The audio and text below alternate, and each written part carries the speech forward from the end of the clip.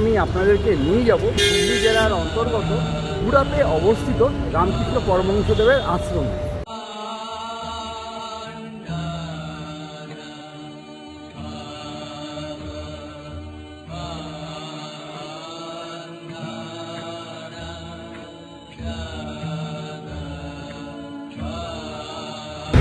ভোগ প্রসাদের আদৌ কি কোনো ব্যবস্থা রয়েছে সেখানে? প্রসাদে ছিল অন্ন, ডাল, পুঁই শাকের তরকারি এবং আলুর দম, তারপর ছিল ডিম, সাথে ছিল দই, বেলের শরবত, যেহেতু শিবরাত্রি গেছে সেই জন্য ছিল বেলের শরবত। আশ্রম খোলা বন্ধের সময়টা কতক্ষণ? গুড়াপ রামকৃষ্ণ মিশন আশ্রমের মন্দির খোলা বন্ধের সময়টা এখানে একটা চার্টের মধ্যে দেওয়া রয়েছে। কখন আমার মন্দিরের ভেতর প্রবেশ করে মনটা একদম শান্তিতে ভরে গেল।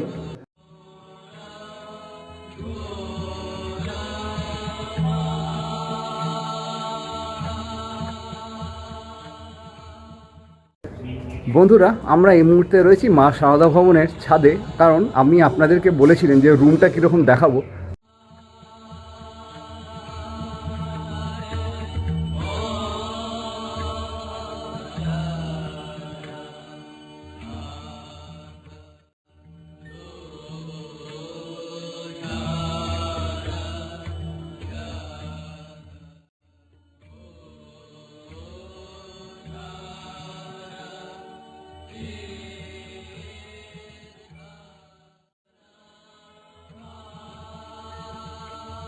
গুড মর্নিং দর্শক বন্ধুরা, কেমন আছেন আপনারা? আশা করছি সবাই খুব ভালো আছেন, সুস্থ আছেন। শুভ চ্যানেলে আপনাদের সকলকে জানাই আর একটা নতুন ভিডিওতে অনেক অনেক স্বাগত। আজকে বন্ধুরা আমি আপনাদেরকে নিয়ে যাব হুগলি জেলার গুড়াপে অবস্থিত রামকৃষ্ণ পরমহংসদেবের আশ্রমে। সেইখানে কি রয়েছে, যেতে কত টাকা ভাড়া পড়ছে, মন্দির খোলা বন্ধের সময়টা কতক্ষণ, সেখানে ভোগ প্রসাদের আদৌ কি কোনো ব্যবস্থা রয়েছে, কী করে সেখানে পৌঁছাবেন, যাবতীয় তথ্য থাকবে আজকের এই ভিডিও জুড়ে। তো চলুন ভিডিওটা শুরু করা যাক হাওড়া স্টেশন থেকে। আশা করছি ভিডিওটা আপনাদের বেশ ভালো লাগবে।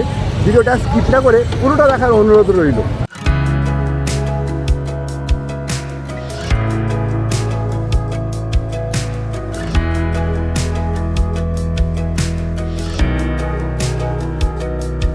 হাওড়া থেকে গুড়াপ যাওয়ার টিকিট আমি কেটে নিয়েছি। হাওড়া থেকে গুড়াপ যাওয়ার ভাড়া পড়লো 15 টাকা করে, জনপ্রতি আপ ডাউন 30 টাকা করে।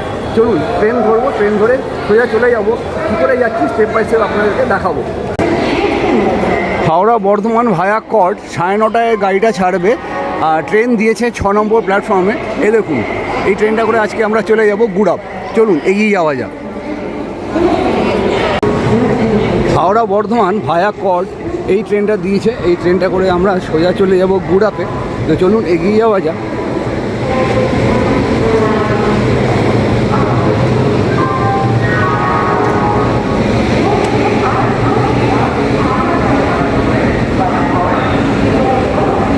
হাওড়া থেকে আমাদের ট্রেন ছেড়ে দিয়েছে নির্ধারিত সময়, অর্থাৎ 9:30টায়। হাওড়া থেকে গুড়াপের দূরত্ব হলো 56 কিলোমিটার পথ। পথে পড়বে 19টা সিটি, সময় লাগবে 1 ঘন্টা 44 মিনিট মতো। এখন আমরা এই মুহূর্তে অতিক্রম করছি হাওড়া স্টেশন।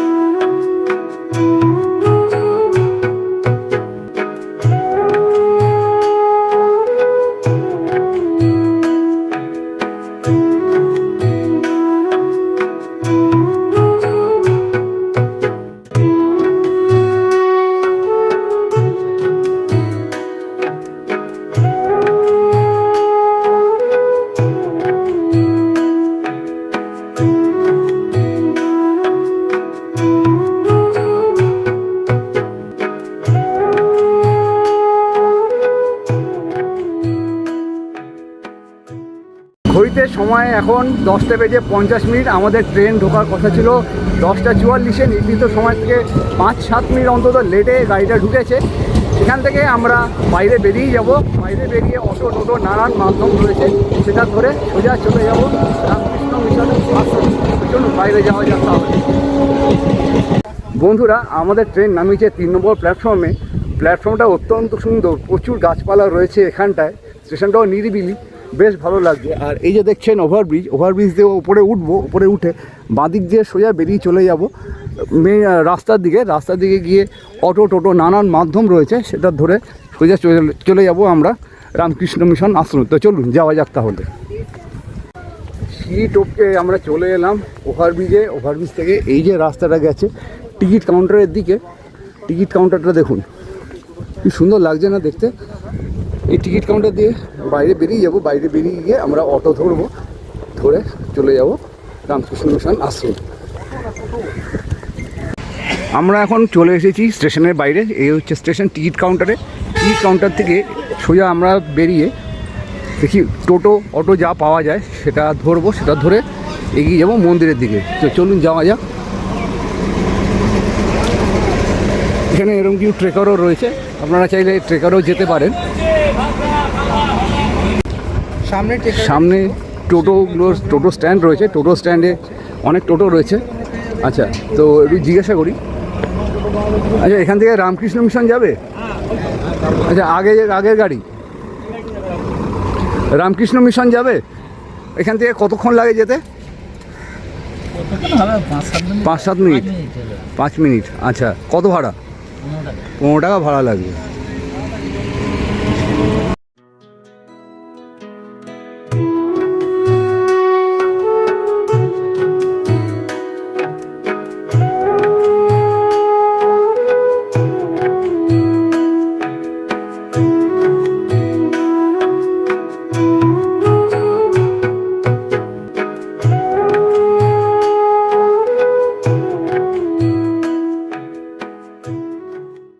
বন্ধুরা, আমরা স্টেশন থেকে টোটো করে সোজা চলে এলাম রামকৃষ্ণ মিশন আশ্রমে।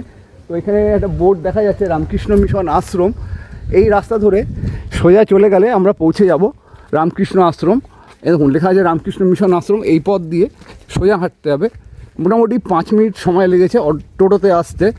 এখান থেকে হেঁটেও আসা যেত। আপনাদের যাদের পায়ের প্রবলেম তারা টোটো নিতে পারেন। চলুন এগিয়ে যাওয়া যাক।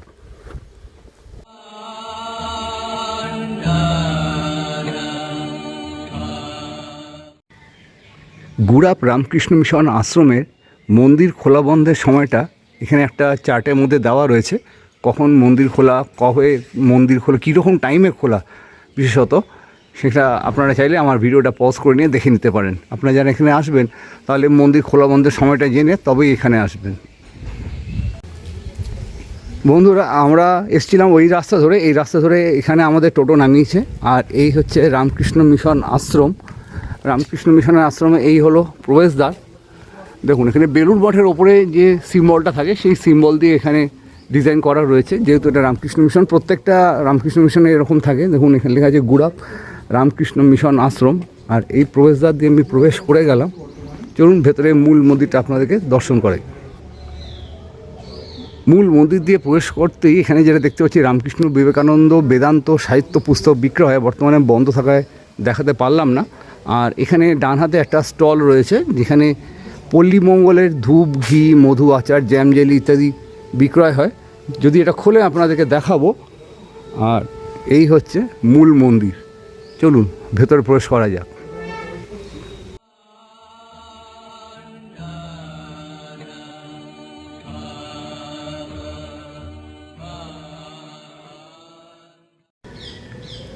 মূল মন্দিরে প্রবেশ করার সময় ডান দিকে এবং বাঁ দিকে অনুষ্ঠান সূচি রয়েছে। দেখুন এখানে সমস্ত অনুষ্ঠান সূচি দেওয়া রয়েছে, কখন মন্দির খোলে, কখন কি হয়, সমস্ত ডিটেলস দেওয়া রয়েছে। আপনারা চাইলে আমার ভিডিওটা পজ করে নিয়ে দেখে নিতে পারেন টাইমিংসগুলো। আর এখানেও একটা অনুষ্ঠান সূচি রয়েছে, কি কি অনুষ্ঠান এই আশ্রমে হয় সেটাও দেওয়া রয়েছে। এক্ষেত্রেও বলবো আপনারা আমার ভিডিও পজ করে নিয়ে দেখে নিতে পারেন। চলুন মন্দিরের ভেতরে তাহলে প্রবেশ করা যাক।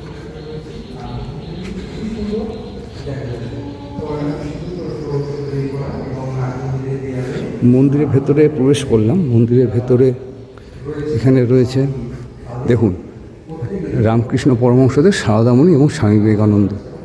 অপরূপ সুন্দর আসনে এনাদের ছবি রাখা আছে, বেশ ভালো লাগলো। দেখুন অপরূপ লাগছে। বন্ধুরা, মূল মন্দিরে প্রবেশের দুখানা দরজা আমি পেলাম। ওই দিক দিয়ে একটা দরজা রয়েছে, আর এটা হলো ফ্রন্ট সাইডের আরেকটা দরজা। আর ঢোকার মুখে এরকম একটা সুন্দর সিঁড়ি করা আছে, যেখানে সিঁড়িতে সুন্দর করে দেখুন আলপনা সুসজ্জিত রয়েছে। সুন্দর আলপনাগুলো। এই আমি ভেতরে প্রবেশ করে গেলাম। ভেতরে প্রবেশ করতে আপনাদের তো দেখালাম সারদামণি, রামকৃষ্ণ পরমহংসদেব এবং স্বামী বিবেকানন্দের ছবি রয়েছে। এছাড়াও যেটা দেখতে পাচ্ছি, ওপরে স্বামী বিবেকানন্দ রয়েছেন ছবি, আর গুরু পরম্পরাদের ছবি রয়েছে। বাহ, খুব সুন্দর ফ্রেমটা। চলুন অন্যদিকে আরও কী কী রয়েছে আপনাদেরকে দেখায়। গুরু পরম্পরাদের সমস্ত ছবি রয়েছে,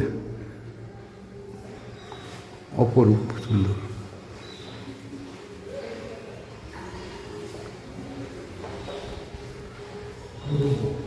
এইদিকে আমি যেটা দেখতে পাচ্ছি, কৃষ্ণ ঠাকুরের একটা সুন্দর ছবি রয়েছে এবং পাশে রয়েছেন ভগবান শ্রীরামচন্দ্র। দারুণ। আর এই দিকেও রয়েছেন গুরু পরম্পরাদের ছবি।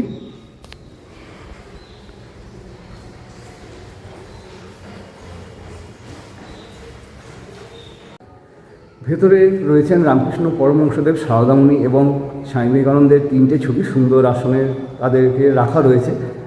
আমার মন্দিরের ভেতর প্রবেশ করে মনটা একদম শান্তিতে ভরে গেল। আপনারা এখানে যখন আসবেন, আশা করছি আপনাদেরও বেশ ভালো লাগবে। আপনারা সময় করে একদিন এই আশ্রম কিন্তু ঘুরে যাবেন। বেলুড় মঠের মতন একদম শান্ত নিরিবিলি পরিবেশ, বেশ ভালো লাগবে আপনাদের।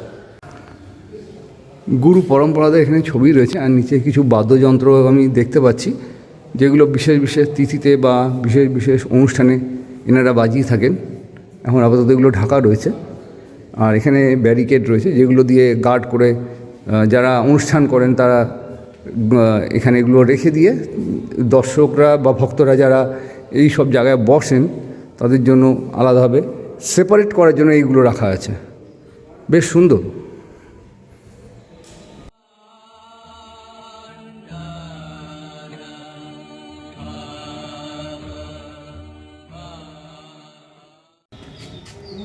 মূল মন্দির থেকে আপনারা যখন বেরিয়ে আসবেন, দেখুন চারদিকে কত সুন্দর গাছপালায় ভর্তি।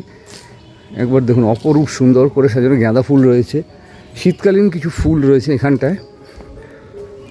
চলুন আস্তে আস্তে করে এগিয়ে যাই, আপনাদের সমস্তটাই ঘুরিয়ে দেখাবো। গাছপালায় ভর্তি এই আশ্রম, অসাধারণ।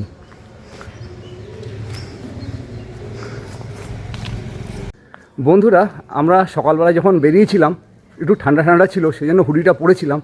রোদ্দুর উঠে গেছে, সেজন্য হুডিটা খুলে ফেললাম, কারণ একটু গরম লাগছে। এবার আপনাদেরকে নিয়ে যাব ব্রহ্মানন্দ হলে। তার আগে আরেকবার মন্দির চত্বরটা দেখিনি, মূল মন্দিরটা কতটা সুন্দর। চলুন দেখুন, এই হলো মূল মন্দির। আর বাগানটা দূর থেকে বেশ ভালো লাগছে, কারণ শীতকালীন ফুলে সমারোহ আমি দেখতে পাচ্ছি এখানটায়।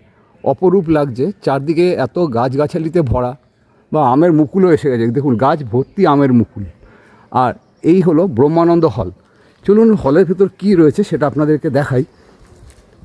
আমি এই হলের ভেতর প্রবেশ করলাম। প্রবেশ করতেই এখানে যেটা দেখতে পাচ্ছি, বিরাট বড় ছবি রয়েছে রামকৃষ্ণ পরমহংসদেব, সারদামণি এবং তার শিষ্য স্বামী বিবেকানন্দ। ডান দিকে এবং বাঁ দিকে স্বামী বিবেকানন্দের দুটি ছবি রয়েছে। কাছ থেকে একটু দেখাই আপনাদের, চলুন। বাহ, সুন্দর ফ্রেম। এছাড়াও যেটা দেখতে পাচ্ছি এখানে এখানে যে রয়েছে, দেখুন লেটার কিছু রয়েছে, এটা দেখে আমি বুঝতে পারলাম ডাক্তার এখানে বসেন, আই টেস্টিং হয়। এছাড়াও দেখুন এখানে ছোটো ছোটো বাণীও লেখা রয়েছে মানুষ হওয়ার শিক্ষা। আর যে টেবিল চেয়ারগুলো রয়েছে সেটা দেখে বুঝতে পারলাম এখানে শিষ্যদের ক্লাস করানো হয়। ব্ল্যাকবোর্ড রয়েছে সামনে। এছাড়াও পানীয় জলের রয়েছে সুব্যবস্থা, এখানে আপনারা পানীয় জল পান করতে পারেন। দেখুন কেন্টের একটা মেশিন বসানো রয়েছে। আর এছাড়াও এখানে দেওয়াল জুড়ে সমস্ত বাণী এবং দক্ষিণেশ্বরের যে ঠাকুর গেছিলেন সমস্ত কিছু তুলে ধরা আছে। শুধু ঠাকুর না, রানী রাসমণি থেকে শুরু করে সারদামণি, স্বামী বিবেকানন্দ, যারা যারা দক্ষিণেশ্বর বেলুড় মঠের সঙ্গে যুক্ত ছিলেন তাদের এখানে সমস্ত ডিটেলস দেওয়া রয়েছে। এত কিছু তো আমার পক্ষে বলা সম্ভব নয়, সেজন্য অ্যাট এ গ্লান্স আপনাদেরকে একটু দেখিয়ে দিলাম। বাহ, খুব সুন্দর।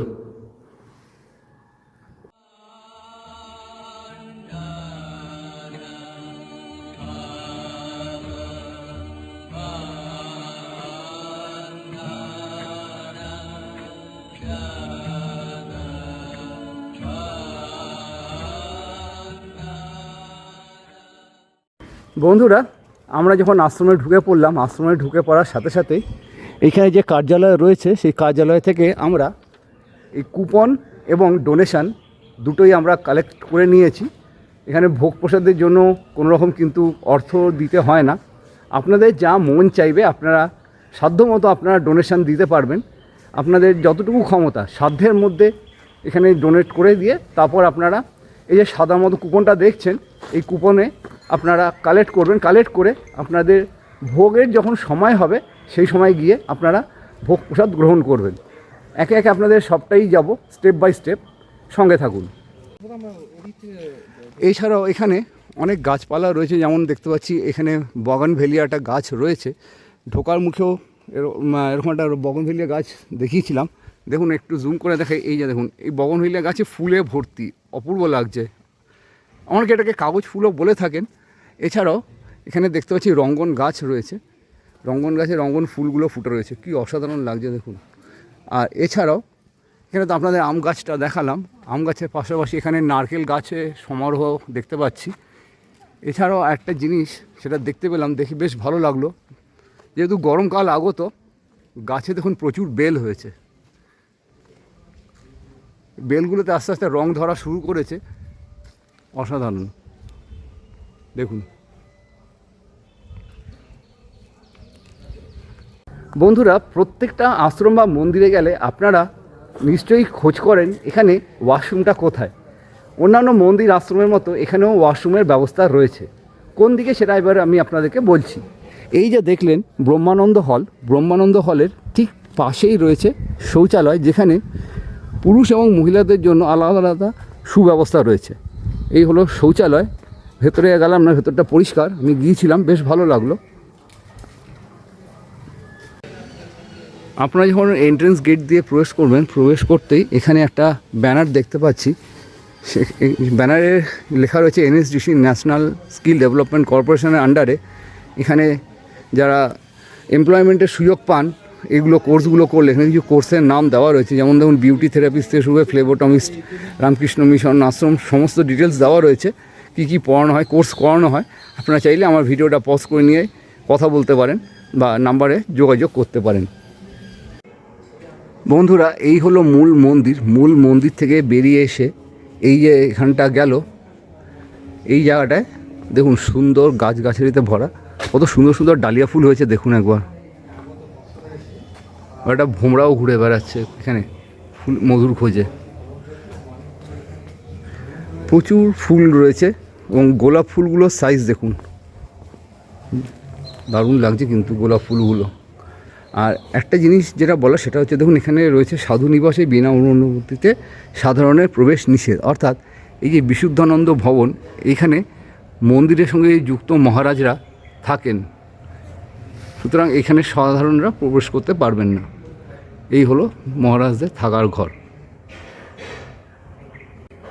বন্ধুরা, আমি আপনাদেরকে মন্দিরের সঙ্গে যুক্ত যে সকল মহারাজরা রয়েছেন তাদের থাকার জায়গা অর্থাৎ বিশুদ্ধানন্দ ভবন দেখালাম। এটা হচ্ছে বিশুদ্ধানন্দ ভবন। আর বিশুদ্ধানন্দ ভবনের ঠিক পাশেই গা লাগোয়া রয়েছে সারদা ভবন, যেখানে ভক্ত নিবাস আপনারা বলতে পারেন ভক্তরা যখন এখানে আসবেন এখানে এসে তারা থাকতে পারেন। তো এই যে বাড়িটা দেখছেন, এই বাড়িটায় ভক্তরা থাকেন। চলুন ভেতরে প্রবেশ করি। ভেতরে আমি প্রবেশ করলাম, আর দেখুন এখানে কম্পিউটার ল্যাব রয়েছে। এবং একটা জিনিস আপনাদেরকে দেখাই, কেশবচন্দ্র নাগ মহাশয় অর্থাৎ কেসি নাগ, ছোটোবেলায় যারা অঙ্ক করেছেন বা কেসি নাগের বই পড়েছেন, ইনি হচ্ছেন সেই কেসি নাগ। দেখুন এখানে ডিটেলসটা দেওয়া রয়েছে। আর এখানেও স্বামী বিবেকানন্দের একটা সুন্দর ছবি রয়েছে। এটাই হলো মা সারদা ভবন ভক্ত নিবাস। সিঁড়ি দিয়ে এখানে উপরে উঠে যেতে হবে। সিঁড়ি দিয়ে উঠতে উঠতেই দেখুন এখানে সারদা মায়ের বিরাট ছবি রয়েছে। আর তার একটা সুন্দর বাণী রয়েছে, সবসময় জানবে আর কেউ না থাক, তোমাদের একজন মা আছে। বাহ, খুব সুন্দর কথা বলেছেন ইনি, অপরূপ লাগছে। চলুন ওপরে গিয়ে ঘরগুলো দেখি। বন্ধুরা, আমরা এই মুহূর্তে রয়েছি মা সারদা ভবনের ছাদে, কারণ আমি আপনাদেরকে বলেছিলেন যে রুমটা কীরকম দেখাবো। চলুন রুমটা দেখাই। তো ছাদ থেকে আমি এখন ঘরের ভেতরে প্রবেশ করছি।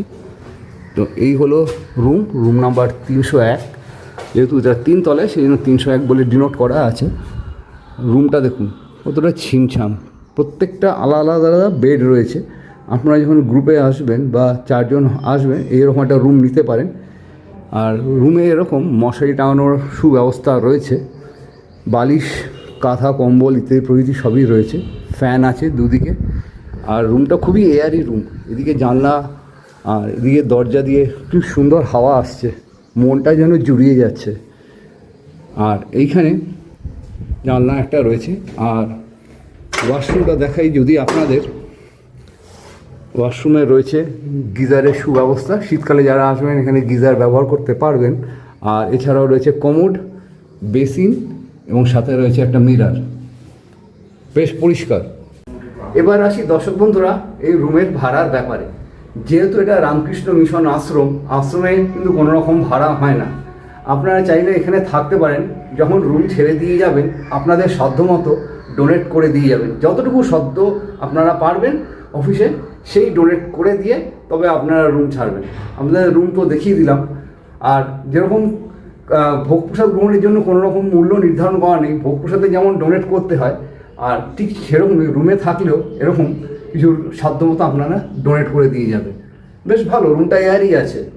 তো বন্ধুরা, এক মুহূর্তে আমরা রুম দেখিয়ে চলে এসেছি নিচে। আর এখানে ভোগ প্রসাদ গ্রহণের সময় হয়ে গেছে। আর এই হচ্ছে বিশুদ্ধানন্দ ভবন।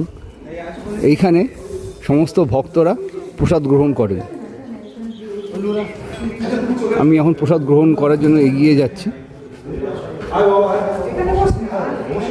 দেখুন এখানে ভক্তরা প্রসাদ গ্রহণের জন্য চলে এসেছেন। এই রুমটায় প্রসাদ গ্রহণ করানো হয়। সাথে অনেকেই প্রসাদ গ্রহণ করতে পারেন এখানে। তো বন্ধুরা, আমরা এই মুহূর্তে কিছু ভক্তকে পেয়ে গেছি যারা এখানে রয়েছেন, স্টে করেছেন বোধহয় আপনারা। তো আমি একটু তাদের সাথে কথা বলবো। তো আমি একটু জিজ্ঞাসা করে নেবো, আপনারা কোথা থেকে এসেছেন? আমি বারাসাত দত্তপুকুর থেকে এসেছি। আচ্ছা, কবে এসেছেন এখানে? আমি এসেছি গতকাল 15 তারিখ। 15 তারিখ। কীরকম লাগছে এই জায়গাটা আপনার? এখন কী বলবো, রামকৃষ্ণ মিশন এখানকার পরিবেশ এবং এখানকার যে মানে মানে একটা ভক্তিমূলক জায়গা, ভক্তি মার্গ, এর তুলনা হয় না। এর জন্যই আমি আসি। আমি মানে কি আমার মিসেসকে নিয়ে আমরা সর্বত্র রামকৃষ্ণ মিশনে যাই। আচ্ছা, সবগুলো রামকৃষ্ণ মিশন আপনার মোটামুটি যাওয়া আছে? না, মোটামুটি গেছি, কিন্তু সবগুলোতে জয়রামবাটি, কামারপুকুর, হ্যাঁ, এরপরে হ্যাঁ মধুপুর রামকৃষ্ণ বিবেকানন্দ মিশনে গেছি, তারপরে দেওঘর রামকৃষ্ণ মিশন গেছি, এখানে এসেছি। মানে যেখানে সুযোগ পাই যাই। আচ্ছা, এর সাথে এই ঠাকুরের সান্নিধ্য থেকে প্রসাদ পাওয়া বিরাট ভাগ্যের ব্যাপার। সত্যি কথা। ভালো লাগলো কথা বলে। ভালো, মহারাজরাও ভীষণ ভালো। আচ্ছা, জানো মহারাজরা ভালো তো বটেই, এখানকার যারা আছে এই যে আমাদের যারা মানে এই মানে সেবায়েত ভক্ত যারা আছেন, এরা খুব ভালো ছেলে, খুব সুন্দর ছেলেরা। থাকা খুব সুন্দর ব্যবস্থা, সবকিছুই সুন্দর। আচ্ছা, ভালো লাগলো কথা বলে। ঠিক আছে, ধন্যবাদ। বন্ধুরা, আমরা এখন ভোগ প্রসাদ গ্রহণ করতে বসেছি। ভোগ প্রসাদে এক ঝলক দেখিয়ে দিই, তারপর ভোগ প্রসাদ গ্রহণ করে আপনাদের বাইরে গিয়ে বলছি। আপাতত এখানে দেওয়া হয়েছে অন্ন, ডাল এবং সাথে 5 তরকারি। বাদবাকি কথা আপনাদের সঙ্গে বাইরে গিয়ে হচ্ছে। আগে প্রসাদ গ্রহণ করি তারপরে।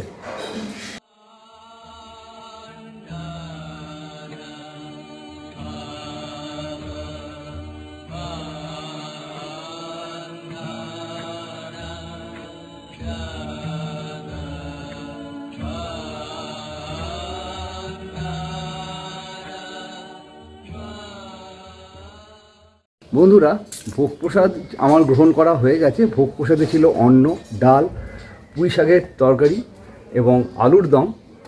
তারপর ছিল ডিম, সাথে ছিল দই, বেলের শরবত, যেহেতু শিবরাত্রি গেছে সেই জন্য ছিল বেলের শরবত এবং সবশেষে ফল প্রসাদ।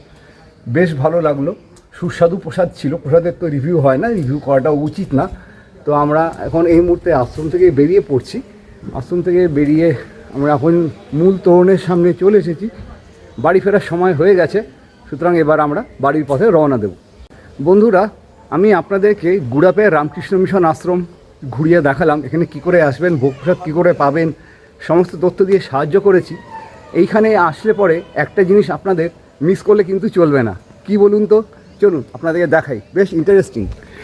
আর ব্যাপারটা হচ্ছে এইখানে দেখুন, যারা ছোটোবেলায় কেসি নাগের অঙ্ক করেছেন, অঙ্ক বই সলভ করেছেন, সেই কেশব নাগের বাড়ি হচ্ছে এটি।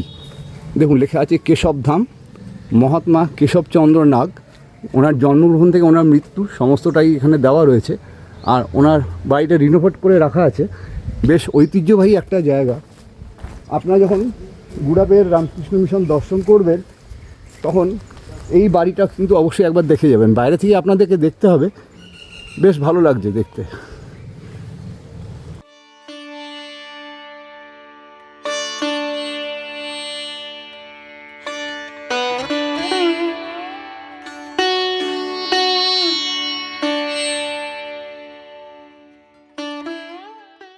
তো ফাইনালি দর্শক বন্ধুরা, আজকের ভিডিওর মাধ্যমে আমি আপনাদেরকে গুড়াপের রামকৃষ্ণ মিশন আশ্রম ঘুরিয়ে দেখালাম।